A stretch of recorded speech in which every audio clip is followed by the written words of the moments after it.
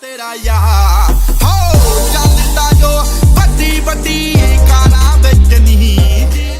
Hello guys, this is जुबन Gill here.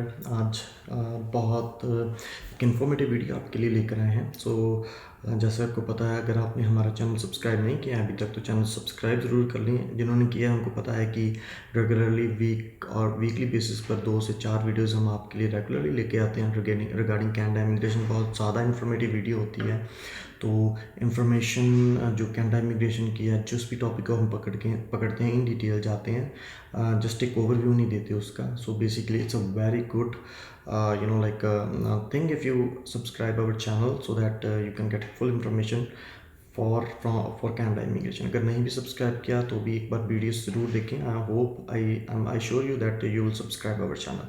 सो आज हम किसके बारे में बात करने जा रहे हैं? आज हम बात करने जा रहे हैं ECA के बारे में। ECA की टर्म जो इसकी फुल फॉर्म क्या है, एजुकेशन क्रेडेंशियल असेसमेंट। सो ECA क्या है?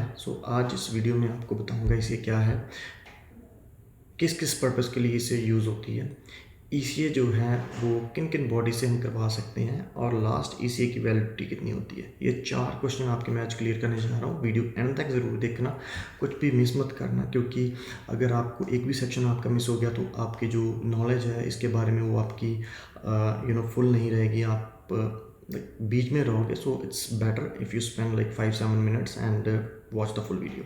So what is an ECA? ECA की जैसे फुल फॉर्म है एजुकेशन क्रेडेंशियल असेसमेंट। सो ECA जो भी आपकी फॉरेन एजुकेशन होती है, फॉर एग्जांपल आपने इंडिया, पाकिस्तान कहीं से भी स्टडी की है, तो अगर आप कनाडा में आना चाहते हो इमिग्रेशन के बेसिस पर, यानी कि परमानेंट बेसिस पर, तो आपको जो अपनी एजुकेशन है आउटसाइड कनाडा की है तो उसकी कनेडियन इक्विवेलेंसी क्या है कि कनाडा में आपकी एजुकेशन को किसके इक्विवेलेंट माना जाएगा, उसके लिए हम ECA करवाते हैं। So basically for example if you have done masters from India, so इसका मतलब ये पूरी श्योरिटी नहीं होती कि वो मास्टर्स की आपको मास्टर्स ही कनाडा में मिलेगी। वो मास्टर्स आपकी बैचलर भी हो सकती है, वो मास्टर्स आपकी PhD डिप्लोमा भी हो सकती है, वो मास्टर्स आपकी मास्टर्स भी हो सकती है। सो बेसिकली ECA के करवाने के बाद ये पता लगता है। So ECA is a very important component of your file if you want to immigrate on a permanent basis. ECA अगर आपने नहीं करवाई हुई तो ECA के नहीं करवाने के बाद आप एक्सप्रेस एंट्री के लिए फॉर एग्जांपल, और कई सारे जो PNP प्रोग्राम्स हैं आजकल, उसमें भी जो है ECA रिक्वायर्ड होती है।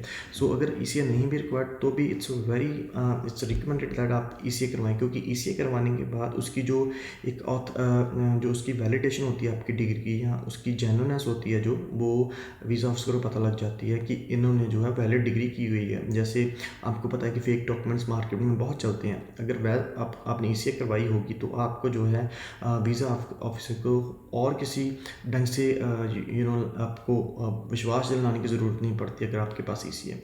तो ECA आपको इमिग्रेशन पर्पसेस के लिए करवानी पड़ती है। सो इसकी फुल फॉर्म हमने आपको अभी भी बताई है, राइट। सो सेकंड ECA जो है वो आप इसे क्या है और किस किस पर्पस के लिए यूज़ होती है, इसकी मैं डिटेल में बताता हूँ आपको। फर्स्ट एंड फॉरमोस्ट, आप अगर कनाडा में एक्सप्रेस एंट्री के अंडर अपनी एप्लीकेशन लगाना चाहते हो, जो बहुत ही वाइडली सबसे फेमस प्रोग्राम है कनाडा का इमिग्रेशन के लिए आज की डेट में, एक्सप्रेस एंट्री। सो अगर आप उसमें फ़ाइल लगाना चाहते हो तो आपको ECA करवानी पड़ती है। अगर आप कोई प्रोविंशियल नॉमिनी प्रोग्राम लगाना चाहते हो तो उसके लिए भी ECA लगती है, ECA for IRCC immigration purposes के लिए। तो ECA ये 2 चीज़ों के लिए आपको रिक्वायर्ड होती है। थर्ड, अगर आप कई बार क्या होता है कि आप बहुत हाई लेवल की स्टडीज़ कनाडा में करना चाहते हो तो कई बार यूनिवर्सिटीज़ की भी डिमांड होती है कि आपको एडमिशन के लिए अपनी जो एजुकेशन है वो असेस करवानी होती है। सो उसके लिए भी आपकी जो ECA है वो यूज़ हो सकती है। सो ये 3 पर्पस है जिसके लिए ECA बहुत वाइडली यूज़ होती है। थर्ड क्वेश्चन, हम ECA कहाँ से करवा सकते हैं, कौन कौन सी बॉडीज़ से हम ECA करवा सकते हैं। जैसे हम इंडिया की बात करें तो हमारे जो कम्युनिटी में एक ECA नहीं हम टर्म यूज़ करते हैं, हम वेस्ट यूज़ कर लेते हैं। हमने अपनी डिग्री की वेस्ट करवा ली है, तो वेस्ट एक्चुअली नहीं होती, वो ECA होती है, education credential assessment. And west एक बॉडी है। 5 बहुत फेमस बॉडीज़ हैं जिनमें से आप अपनी ECA करवा सकते हो। First, it's university of Toronto की कंपैरेटिव एजुकेशन सर्विस है, तो उससे आप जो है उससे आप अपनी ECA करवा सकते हो। First and foremost is university of Toronto. Second is of course वैस की full form world education services. World education services से आप ECA करवा सकते हो। ये बहुत ज़्यादा कॉमन है, बहुत ज़्यादा पॉपुलर भी है। और आई थिंक वैसे एक ऐसी बॉडी है जो सबसे फास्ट एंड सबसे वाइडली यूज़ होने वाली बॉडी है ECA के लिए। थर्ड आपकी आ गई IQAS। IQAS की फुल फॉर्म है इंटरनेशनल क्वालिफिकेशन असेसमेंट सर्विस। सो IQAS भी एक बहुत अच्छी बॉडी है। अगर आपने फॉर एग्जांपल नर्सिंग में GNM वगैरह की है, अगर आपने मास्टर्स किया है, तो it's very I personally recommend कि आप IQAS से अपनी ECA करवाएं, क्योंकि IQAS का अभी तक का जो मेरा एक्सपीरियंस है, तो IQAS एक ऐसी बॉडी है जो आपकी मास्टर्स को, इंडिया की स्पेशली मास्टर्स की बात करें तो आपको मास्टर्स दे देती है इक्विवेलेंट, कनाडा की equivalent. So IQAS is very good for like if you have done GNM or if you have done masters, so it's a very good body to get your ECA from. So अगली body की बात करिए, 3 bodies होगी। अगली body है ICS international credential assessment of Canada. So ICS से भी आप अपनी जो है ECA करवा सकते हैं। Last ICES। सो ये बहुत कंफ्यूजिंग है, अगर शॉर्ट फॉर्म में लेके चले तो आपको काफ़ी कंफ्यूजन होगी, लेकिन आप इसकी फुल फॉर्म ज़रूर नोट डाउन कर लें।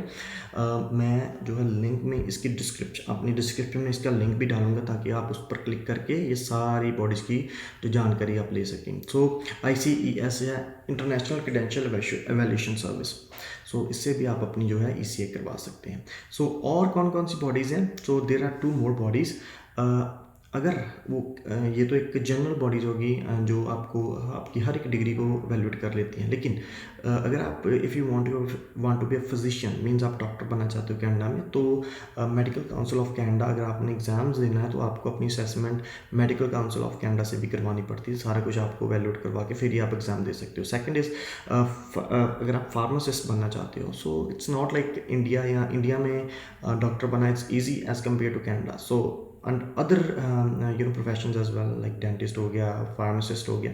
सो अगर आप फार्मासिस्ट बनना चाहते हो तो आपको pharmacy examining board of Canada से भी अपनी जो है, अगर आपको जो है एग्ज़ाम चाहिए, आपने एग्ज़ाम करना है, तो आप वहाँ से भी अपनी pharmacy examining board of Canada से भी अपना सारा कुछ करवा सकते हो अगर आप फार्मासिस्ट बनना चाहते हो। सो इसकी वैलिडिटी कितनी होती है? Validity will be 5 years। So most of the जो भी ECA आप किसी बॉडी से करवाते हो तो आपकी 5 साल के लिए वो वैलिड होती है। सो इट्स वेरी रिकमेंडेबल कि जब आप अपनी स्टडी वीज़ा लेते हैं तो अब तभी अपनी वेस्ट करवा लें साथ में, और अटैच कर दें अपनी स्टडी वीज़ा के साथ, क्योंकि वो 5 years के लिए वैलिड होती हैं। आप 2-3 साल में स्टडी कर लेते हो, जब आपने अपनी PR की फाइल लगानी पड़ती है, आपको दोबारा वो नहीं करवानी पड़ती। सो आई होप ये वीडियो आपको अच्छी लगी होगी। आपके काफ़ी सारे क्वेश्चन ECA के रिगार्डिंग जो है वो क्लियर हो चुके होंगे। कमेंट सेक्शन में प्लीज़ अपनी कमेंट ज़रूर छोड़िए, ताकि फ्यूचर में आपके लिए और इन्फॉर्मेटिव वीडियोस लेके आएँ। Thank you so much and have a nice day.